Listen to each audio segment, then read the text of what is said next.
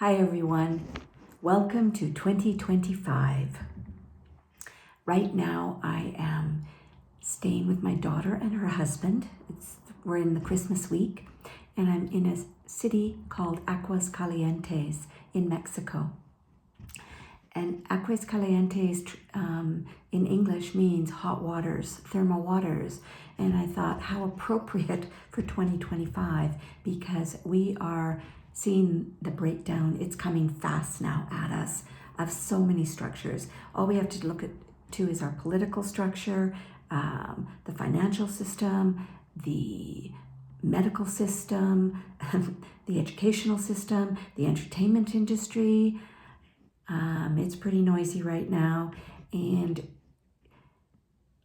there's more, but those are ones that are just coming to my mind right now. But everything's breaking down, and it has to. We cannot move into the golden age, into this higher consciousness with these old structures in place. So they must break down. Everything that is not of the light, is not of love and unity, will break down. And as we move forward into this new age, it's the age of Aquarius, so it's more about community, grassroots, building up. This authority system down is over, but people don't want to give it up, so they're holding on tight. So it's getting noisier and noisier. So what am I going to suggest to you? Keep doing your own work. Stay in your own lane. I don't watch the news. I get what I need to see just from somebody talking to me, or I'll get the snippets of what's going on. But I just stay away from that low vibrational things that are going on in the world. So stay away from that. Stay in your own lane. Do your inner work. When something's triggering you, you're feeling emotional, work through it. It's coming up to be cleared because we have to clear to move into this new age, to raise our frequency. You can't get there if you don't clear what no longer serves you, what's stuck in one of your bodies, usually your energetic and emotional and spiritual system. So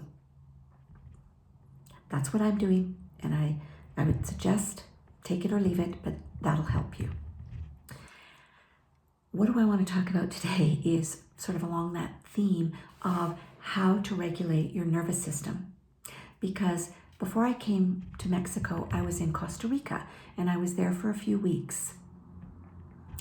We have a friend that built a retreat center, boutique hotel near Dominical in Costa Rica, and I had not been there yet. So a girlfriend and I went there for a few weeks, and I want to share what happened to me and what I experienced there. I've never been to Costa Rica before. I've wanted to go. I was in El Salvador and Nicaragua a few years ago, but I didn't go into Costa Rica. And what do I want to share about that? So again, her retreat center is about 20 minutes up in the mountain from Dominical. So you have this view of jungle, and then it looks out onto the ocean and the surf. And it goes on for miles and miles and miles. And I have never seen that in my life. When you look at a beach when you're somewhere tropical, it usually has hotels, it's developed, there's a lot of industry around, but there was nothing. It was raw. So you had the jungle, then it sloped down, and then you had a few farms, and then it went on to the beach, and there was no development. There was a couple staying at the resort with us, and he was from Canada, and he said to me, this reminds me of what Canada was 45 years ago. Just the way the people are, they're very kind, they're considerate, they're very friendly.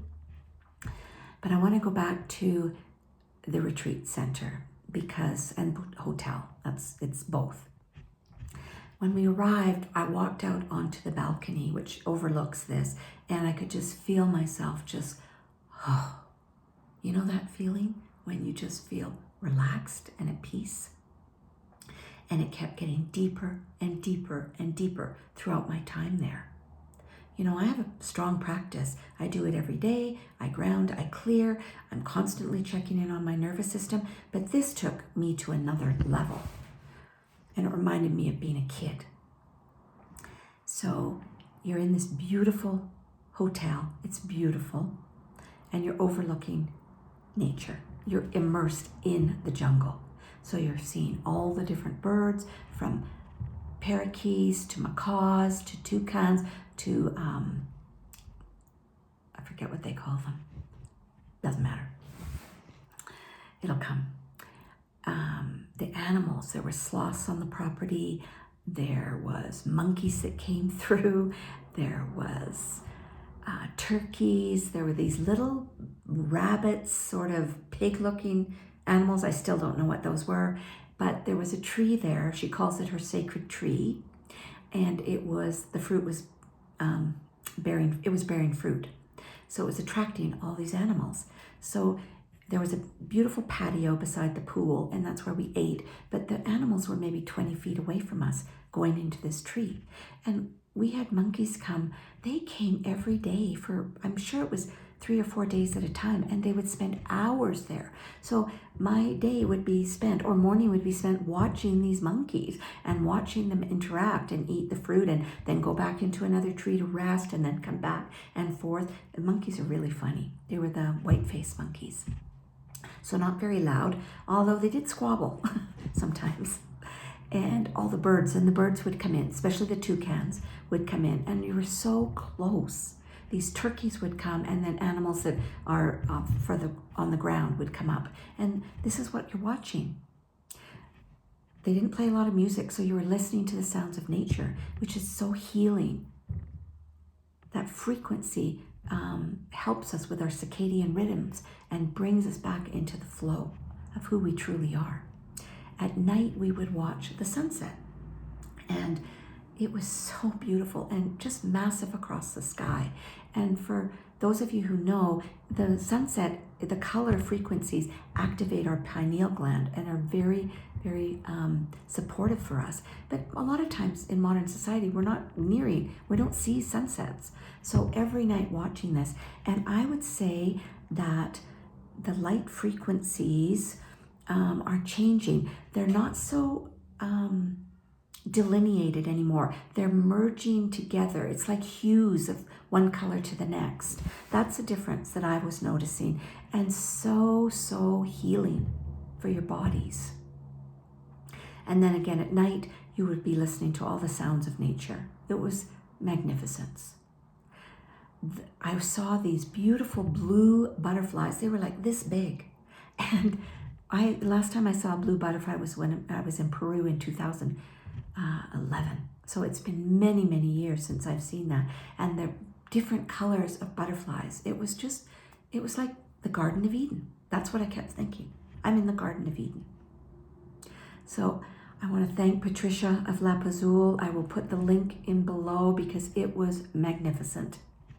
And I have decided I am going to take a retreat there for women who want to go, because to reset your nervous system and just be in this peaceful environment is so healing. I kept going, this is what it's about. People, you know that I talk all the time about nature, but this was a different level for me. I am just my nervous system is so regulated now.